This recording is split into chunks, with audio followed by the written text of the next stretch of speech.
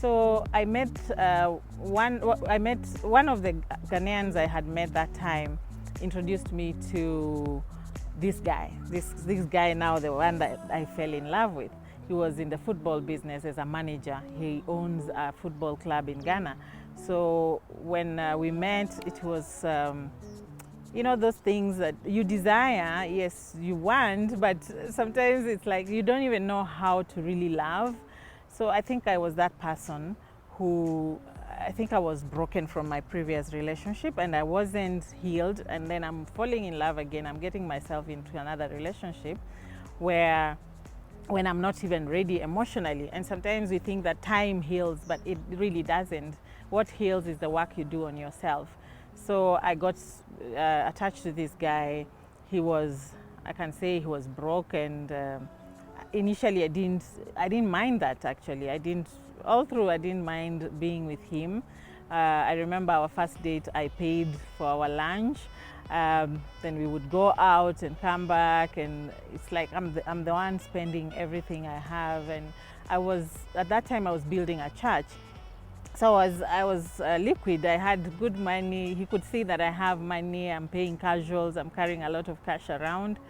And I think he took advantage of that. And immediately after we met, about 3 months after, he moved into my house. I was staying in a 3-bedroom house. So he moved into my house. My son, I think after about 2 months, he was calling this guy my dad. And this guy had come with footballers from Ghana. And when he moved in, after some time, because we are the ones who are funding for their stay in, we as in me and him now, in where they were staying. So we realized that it's becoming too expensive. So why don't they come in and live with us? So now I was living with this guy and 4 other guys, foreigners, and then my son, and my nephew was also staying with me because I was working with him and he was also new in Nairobi.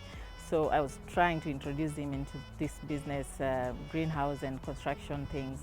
So within a short time, I was becoming broke. The contract that I had ended, and then I got pregnant, and I couldn't work. As in, I don't even know why I wasn't so aggressive, but the pregnancy had something to do with it.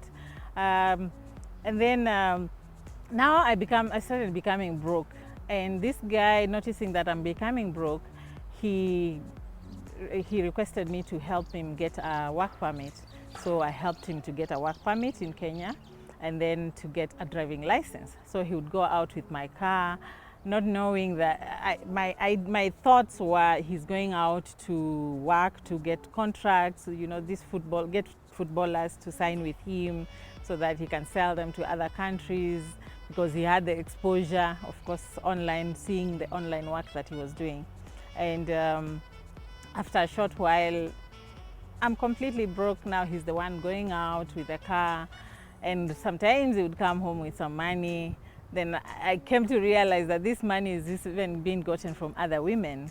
He would go lie to other women. He's single, he's looking for a wife to marry, he's selling this car. So when he sells the car, he's going to pay them. So I remember one lady gave him 200,000, and by the time she realized that he's living with me, it was too late. She even fainted when she got the news.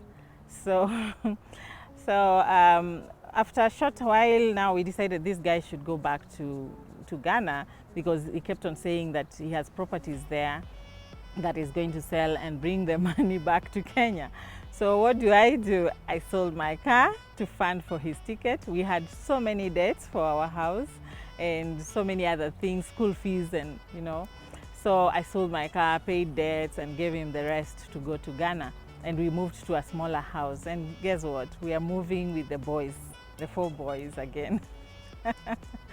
So yeah, let me laugh at for myself, not my current self.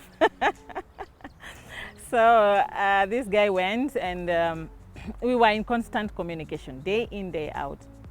And I remember he would say, he's coming. He kept on saying that he's going to come before I give birth. He left when I was 5 months pregnant. And by the time I was giving birth, he was not sending any money, he's not coming. But the day I gave birth, he sent some money. Though when I went to the hospital, I had to borrow money to go to the hospital. I remember my sister had to come in and help me. My brothers had to come in and help me.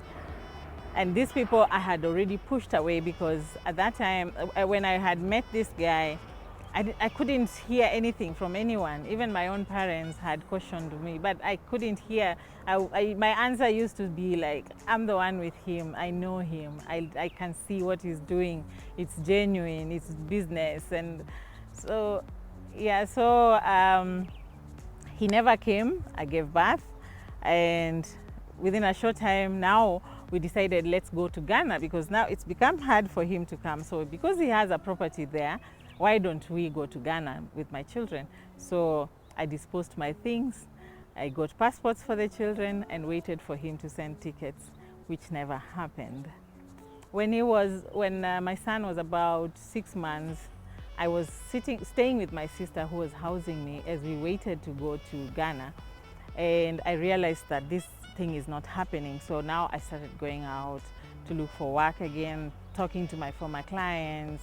And a lady called me from Ghana and told me that this guy has been lying to me all along. And she told me that he's married and she's the wife.